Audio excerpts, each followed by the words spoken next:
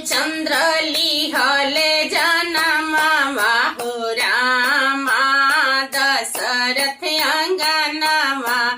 रामचंद्र लिहले जनमवा हो रामा दशरथ अंगनवा। धगड़िनी आइली नार कटन को धगड़िनी आइली नार कटन को वो भी मांगे राम के ओढ़निया हो राम दशरथ अंगनवा।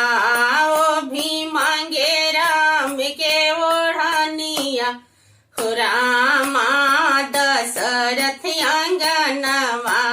रामचंद्र लिया ले जनमवा हो रामा दशरथ अंगनवा। तुहरा के देवो धगड़िन सोने के हंसुआवा। तुहरा के देवो धगड़िन सोने के हंसुआवा। ना देवो राम के ओढ़निया हो रामा दशरथ अंगनवा। ना देवो राम के ओढ़निया हो रामा दशरथ अंगनवा। रामचंद्र लिहले जनमवा हो रामा दशरथ अंगनवा।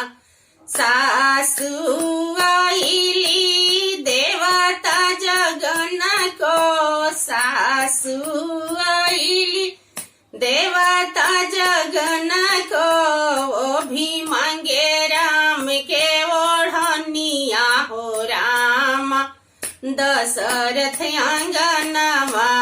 वो भी मांगे राम के ओढ़निया हो रामा दशरथ अंगनवा।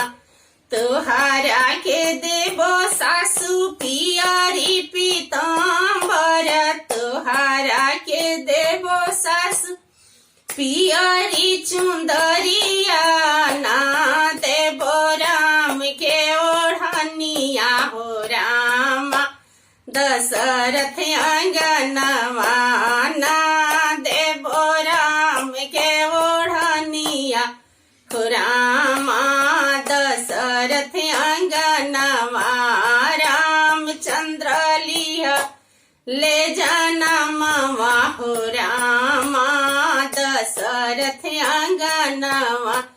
गोतिनी आइली मेवा बनन को गोतिनी आइली हलुआ बनन को वो भी मांगे राम के ओढ़निया हो रामा दशरथ अंगनवा। वो भी मांगे राम के ओढ़निया हो रामा दशरथ अंगनवा।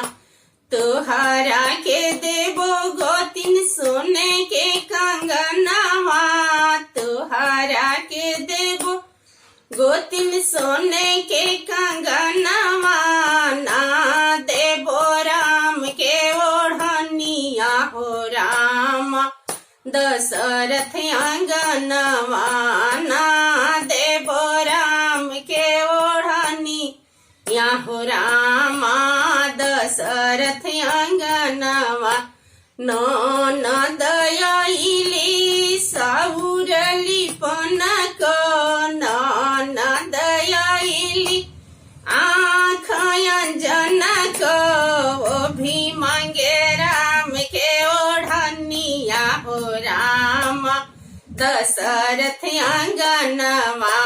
वो भी मांगे राम के ओढ़निया हो रामा दशरथ अंगनवा।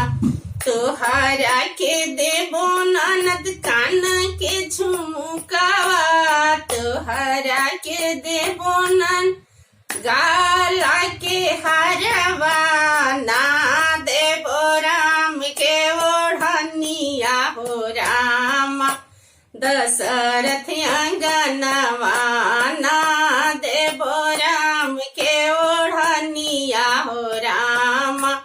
दशरथ अंगनवा रामचंद्र लिहाले जनमवा हो रामा दशरथ अंगनवा रामचंद्र लिहाले जनमवा हो रामा दशरथ अंगनवा